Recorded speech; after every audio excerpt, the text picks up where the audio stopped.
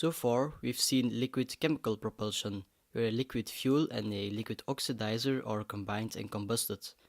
There's also solid chemical propulsion, where the fuel and oxidizer are mixed and stored in a solid state. When we talk about solid propulsion, we use the word motor instead of engine. In a motor, the combustion chamber is elongated. The propellant or fuel oxidizer mix is stored in the combustion chamber. For larger motors, it's usually molded or cast in pieces and afterwards assembled. Between the combustion chamber and the propellant lies an insulation layer to protect the combustion chamber from the extreme heat. The simplest shape of the solid propellant is a cylinder with a hole through the middle. The hole is named the perforation. The burning starts on the surface area of the perforation and expands outwards. There are many shapes, also known as grains, that the solid propellant can be stored as. The surface area of the grain at any instant is proportional to the thrust. This is why different grains have different thrust to time curves. Thrust that increases over time is called progressive. Thrust that decreases over time is called regressive. And a constant thrust is called neutral. The area under the curve represents the momentum gained by burning the propellant. The thrust is also proportional to how fast the propellant is burning, also known as the burn rate, expressed in millimeters per second. The burn rate varies depending on the pressure inside the combustion chamber. The higher the pressure, the higher the burn rate. The pressure inside the combustion chamber is determined by the nozzle's dimensions.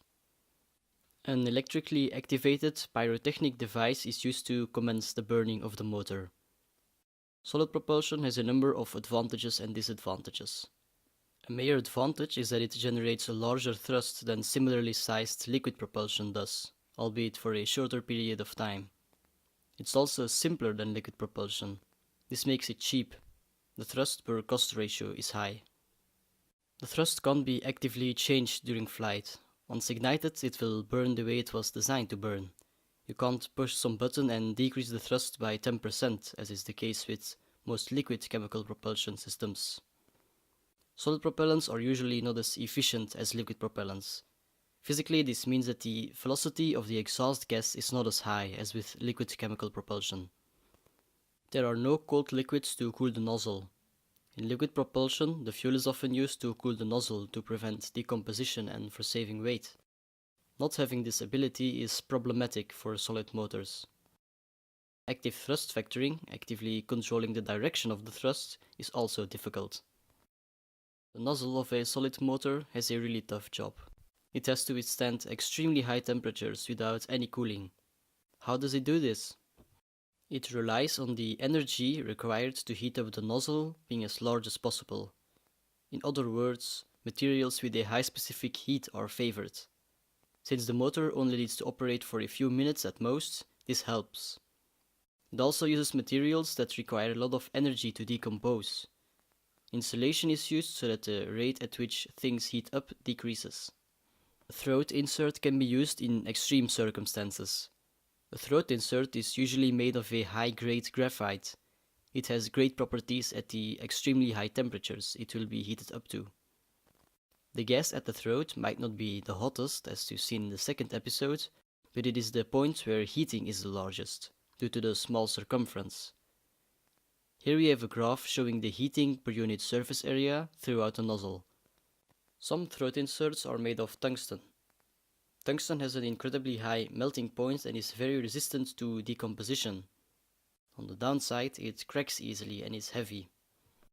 After a 2-minute burn or so, the nozzle will have lost a significant amount of material due to decomposition.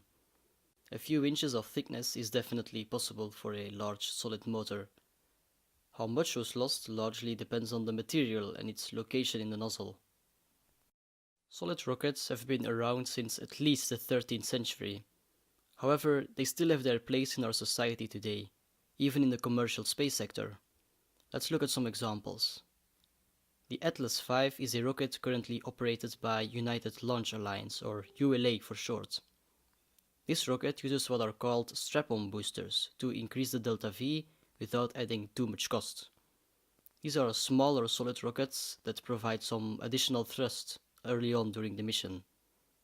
They are jettisoned after they run out of propellant, which only takes 94 seconds in case of the Atlas V.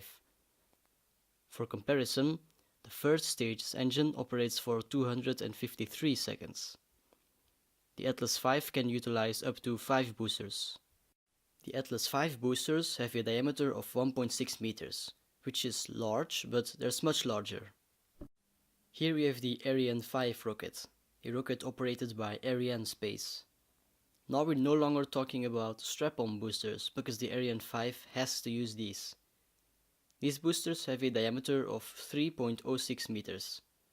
One of these provides almost twice as much thrust as the Atlas V's first stage liquid engine does.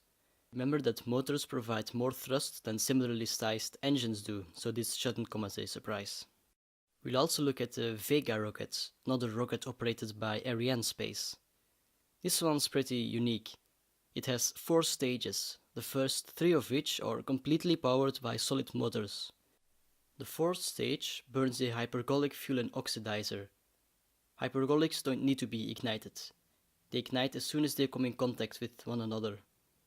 The Vega rocket is quite small compared to the others mentioned in this video. It is intended for small payloads only. Nonetheless, it hasn't failed a single time. And lastly, we have the Space Shuttle, of course. The Space Shuttle's solid boosters have a very difficult task. They have to carry a giant tank and a giant space plane off the launch pad. The Space Shuttle itself doesn't generate all that much thrust, so it really relies on those boosters. In the next episode, we'll be looking at hybrid propulsion.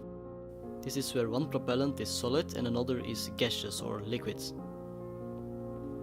Thanks for watching. The sources for this video are in the description. I have a Patreon account in case you'd like to support me. I share all sorts of stuff there. Feel free to like and subscribe if you learned something. I'll see you next time.